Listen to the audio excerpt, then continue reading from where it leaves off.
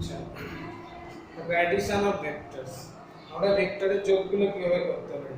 এখানে দেখো triangle law of addition, অর্থাৎ ত্রিভুজ সূত্র দিয়ে আমরা ভেক্টর কোন ভেক্টরগুলোকে যোগ করতে পারি না, একটা ভেক্টর ও থেকে এ আর পরের ভেক্টরটা এ থেকে বি, অর্থাৎ প্রথম ভেক্টরের টার্মিনাল পয়েন্টটা দ্বিতীয় ভেক্টরের যদি ইনিশিয়াল পয়েন্ট হয় তাহলে আমরা সেটাকে ত্রিভুজ সূত্র দিয়ে যোগ করে দিতে পারি, অর্থাৎ ও এ আর এ বি এই দুটো ভেক্টরকে যোগ করলে ওবি ভেক্টরটা পাবো। এটা হচ্ছে এ প্লাস বি ভেক্টর। এবার যদি কোইনিশিয়াল দুটি ভেক্টর থাকে, অর্থাৎ এ ভেক্টর আর বি ভেক্টরের ইনিশিয়াল পয়েন্টগুলো একই, অর্থাৎ প্রারম্ভিক বিন্দুগুলো যদি এক হয় তাহলে তখন আমরা কি করব না, এই বি ভেক্টরের প্যারালাল একটা ভেক্টর, যেখানে এ ভেক্টরটা হচ্ছে ও এ ভেক্টরের এ পয়েন্টটা হচ্ছে টার্মিনাল পয়েন্ট, টার্মিনাল পয়েন্টটাকে ইনিশিয়াল পয়েন্ট করে আরেকটি প্যারালাল ভেক্টর ওবি প্যারালাল করে টেনে নেব বি ভেক্টর। তাহলে এই একটা প্যারালালোগ্রাম ফর্ম করলো ও এ সি বি, তার ডায়াগোনাল বরাবর যে ভেক্টরটা অর্থাৎ ওসি ভেক্টরটা সেটা হয়ে গেল এ প্লাস বি ভেক্টর। অর্থাৎ যদি কোইনিশিয়াল ভেক্টর হয় সেই দুটি ভেক্টরকে আমরা প্যারালোগ্রাম ল অফ অ্যাডিশন দিয়ে আমরা যোগ করতে পারি। এবার তিন বা তার অধিক ভেক্টর যদি থাকে, হ্যাঁ, তখন আমরা তাকে বহুভুজ সূত্র দিয়ে অর্থাৎ পলিগন ল দিয়ে আমরা ভেক্টরগুলোকে যোগ করতে পারি। অর্থাৎ এখানে ও থেকে এ ভেক্টর, এ থেকে বি, বি ভেক্টর, বি থেকে সি, সি ভেক্টর, অর্থাৎ প্রথম ভেক্টরের টার্মিনাল পয়েন্ট, দ্বিতীয় ভেক্টরের ইনিশিয়াল পয়েন্ট এবং তৃতীয় ভেক্টরের ইনিশিয়াল পয়েন্টটা হয়ে গেছে দ্বিতীয় ভেক্টরের টার্মিনাল পয়েন্ট। তাহলে সেই ভেক্টরগুলোকে আমরা যোগ করে দিলে আমরা ও এ, A B R B C vector এই তিনটি ভেক্টরকে যোগ করলে আমরা পাবো ওসি ভেক্টরটা, অর্থাৎ A vector plus B vector plus C vector. এইভাবে আমাদের ভেক্টরগুলোকে যোগ করতে পারি।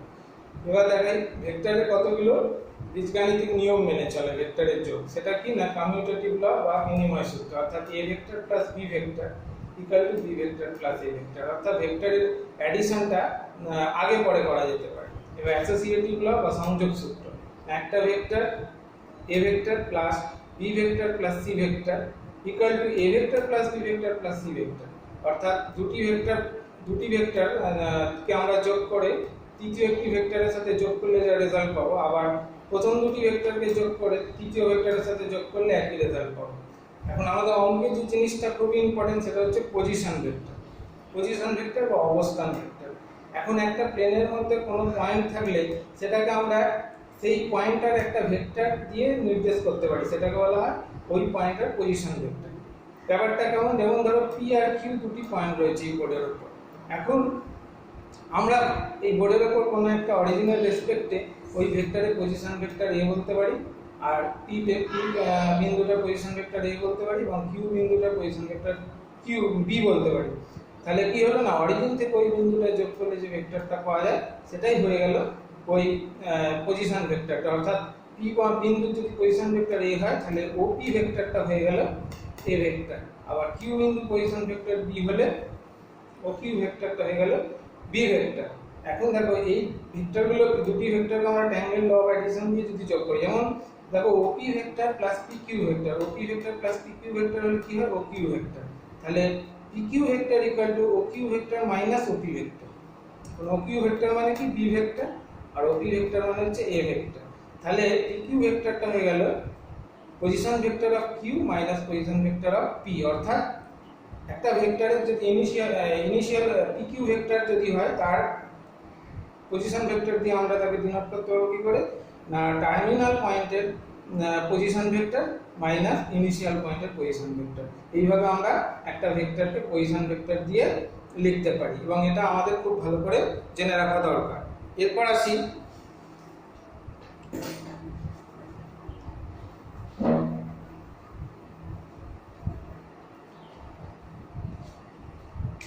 এবার দেখো internal division. Internal division, internal division ব্যাপারটা কেমন, ধরো একটা পয়েন্ট আছে এ যার পজিশন ভেক্টর এ ভেক্টর, আর একটা পয়েন্ট আছে বি যার পজিশন ভেক্টর বি ভেক্টর। এবার এর মাঝামাঝি কোনো একটা পয়েন্ট আছে সি যেটা পজিশন ভেক্টর হচ্ছে সি ভেক্টর, এবং এই BC is to CA এই রেশিওটা ধরো n is to m। তাহলে এখানে আমরা যদি অরিজিনটাকে বলি তাহলে এটা হচ্ছে a ভেক্টর, এটা হচ্ছে c ভেক্টর, এটা হচ্ছে b ভেক্টর। এখন এই c ভেক্টরের পজিশন ভেক্টরটাকে আমরা বলতে পারবো, c ভেক্টরের পজিশন ভেক্টরটাকে বলতে পারবো m into b vector plus n into a vector plus m plus n।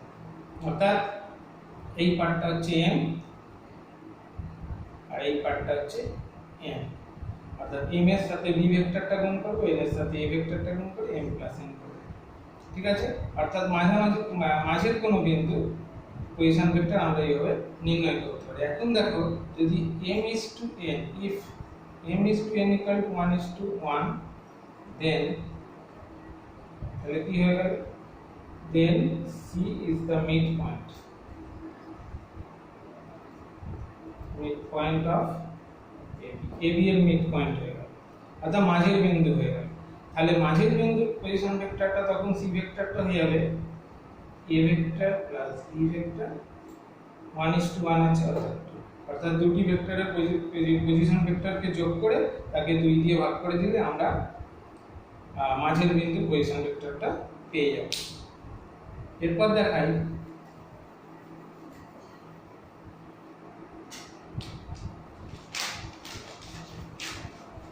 external division। external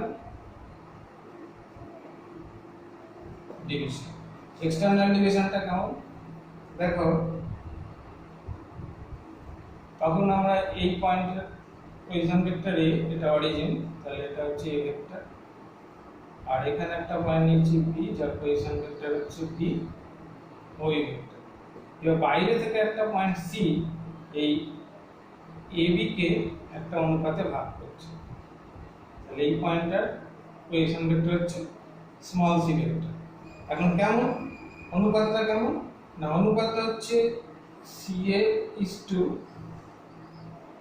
cb m is to n, অর্থাৎ এই পুরোটা হচ্ছে m আর এইটা হচ্ছে n। তখন আমাদের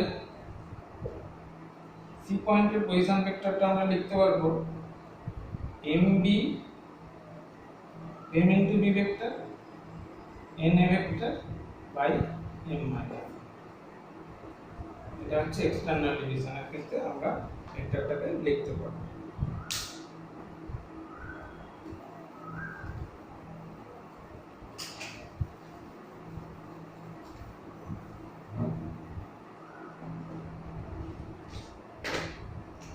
এরপর আমরা দেখাবো দিক কোসাইন, ডিরেকশন কোসাইন্স বা দিক কোসাইন। একটা ভেক্টর থাকলে তার একটা দিক কোসাইন থাকে। দিক কোসাইন ব্যাপারটা কি আমরা একটু বুঝে নিই। আমি একটা তিনটে অ্যাক্সিস টেনেছি, ধরো একটা ভেক্টর হচ্ছে r, তাহলে এই ভেক্টরটা x অ্যাক্সিসের সাথে একটা অ্যাঙ্গেল করছে, সেটাকে আমরা আলফা বললাম। y অ্যাক্সিসের পজিটিভ ডিরেকশনের সাথে একটা অ্যাঙ্গেল করছে, বিটা বললাম। আর z অ্যাক্সিসের পজিটিভ ডিরেকশনের সাথে একটা অ্যাঙ্গেল করছে, গামা বললাম। এবং এই পয়েন্টটা 3D তে x y z এইভাবে ডিনোট করব। এখন দেখো তাহলে এই OP ভেক্টর এটা হচ্ছে r, তাহলে mod of OP mod of r, মানে এটাকে স্মল r দিলাম ম্যাগনিটিউডটা, ভেক্টরের ম্যাগনিটিউড। তাহলে এই স্মল rটা কি হয়ে গেল √x square plus y square plus z square. অর্থাৎ এটা হচ্ছে অরিজিন,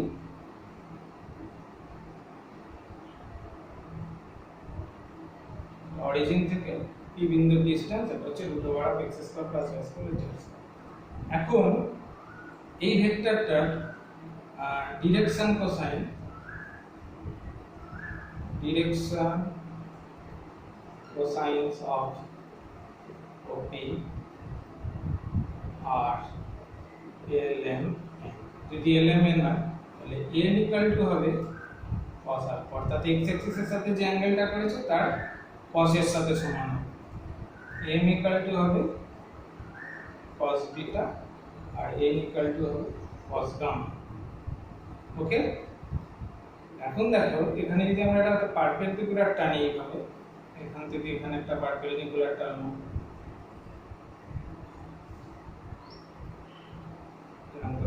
পারপেন্ডিকুলার যদি টেনে নিই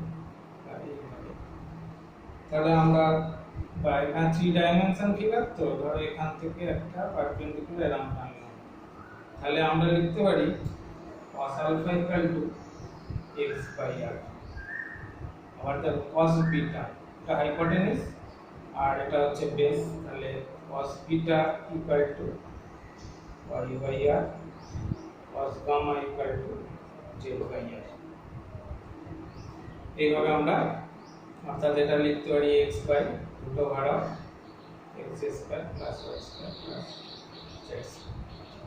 ঠিক আছে, আর কি হবে, এটা হচ্ছে y by root over of x square plus y square plus z square. এইভাবে আমরা ভেক্টরের দিক কোসাইনগুলো নির্ণয় করতে পারি।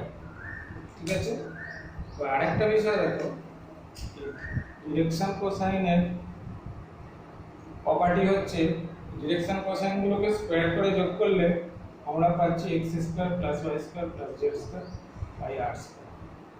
আর x square plus y square plus z square equal to r square by r square equal to 9। অর্থাৎ ডিরেকশন কোসাইনগুলোকে square করে যোগ করলে আমরা রেজাল্টটা সবসময় 1 পাবো। এরপর আসি একটা ভেক্টরকে 2D তে কিভাবে রিপ্রেজেন্ট করতে পারবো। in 2D, 2D তে আমরা দুটো অ্যাক্সিস টেনেছি, OX OY পারপেন্ডিকুলার পরস্পর। এখন আমরা x অ্যাক্সিস বরাবর একটা ইউনিট ভেক্টর নেব i, i ক্যাপ, আর y অ্যাক্সিস বরাবর একটা ইউনিট ভেক্টর নেব j ক্যাপ। ঠিক আছে, এবার একটা পয়েন্ট P, তার কোঅর্ডিনেট হচ্ছে xy, তাহলে OP ভেক্টরটা আমি যদি r বলি, এখন যেহেতু এটা ইউনিট ভেক্টর, এখান থেকে এতটা ডিসটেন্স কত হবে, তো পারপেন্ডিকুলার ড্র করলাম, তাহলে এটা ধরো সে q, তাহলে ও কিউটা কত হবে x ইনটু i, এই ডিসটেন্সটা x। আবার দেখো কিউ পি, এই ডিসটেন্সটা কত y, তাহলে এই বরাবর আমরা pq ভেক্টরটাকে আমরা বলতে পারি y ইনটু j। তাহলে ট্রায়াঙ্গেল ল অফ অ্যাডিশন দিয়ে আমি যোগ করে দিই, যদি r ভেক্টরটা হয়ে যাচ্ছে xi vector plus yj vector, yj। ঠিক আছে, এর আমরা সিমিলারলি যদি 3D তে যদি আরেকটা অ্যাক্সিস আমরা টেনে নিই, অর্থাৎ 3D কেসটা কি হবে, 3D আমরা তিনটে অ্যাক্সিস টানলাম, এটা হচ্ছে x y z। এই অ্যাক্সিস বরাবর ইউনিট ভেক্টর i, অ্যাক্সিস বরাবর z, এই j, এই অ্যাক্সিস বরাবর z অ্যাক্সিস বরাবর। তখন একটা পয়েন্ট স্পেসেতে x y z থাকলে এই ভেক্টরটা আমাদের r ভেক্টর হচ্ছে। সিমিলারলি আমরা তখন r ভেক্টরটাকে লিখতে পারবো x into i vector, y into z vector, z into a vector. ঠিক আছে, এখন এই ভেক্টরগুলোর ম্যাগনিটিউড কি হবে, এখানে mod of r equal to হবে root over of x square plus y square. কেন না, ওপি ডিসটেন্সটা হচ্ছে রুট ওভার অফ, এটা হচ্ছে রুট ওভার অফ, ওপি ডিসটেন্সটা হচ্ছে root over of x square plus y square. Similarly এখানে mod of r equal to লিখতে হবে x square plus y square plus z square. ঠিক আছে, এই x গুলোকে বলা হয় x is called scalar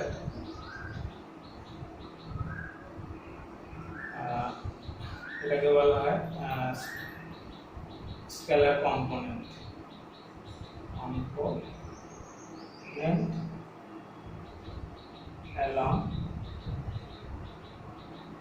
along x axis আর y টাকে বলা হয় scalar component along y axis, আর জেডটাকে বলা হয় scalar component along z axis. এখন যদি আমরা এই x y z কে বলা হয় স্কেলার কম্পোনেন্ট, এবার ভেক্টর কম্পোনেন্ট যদি এর সাথে আইটা দিয়ে দিই, এর সাথে যেটা এটা অর্থাৎ ইউনিট ভেক্টরগুলো যদি এর সাথে অ্যাসোসিয়েট করে দিই, তাহলে এগুলোকে বলা হয় vector component along x axis, along y axis, along z axis।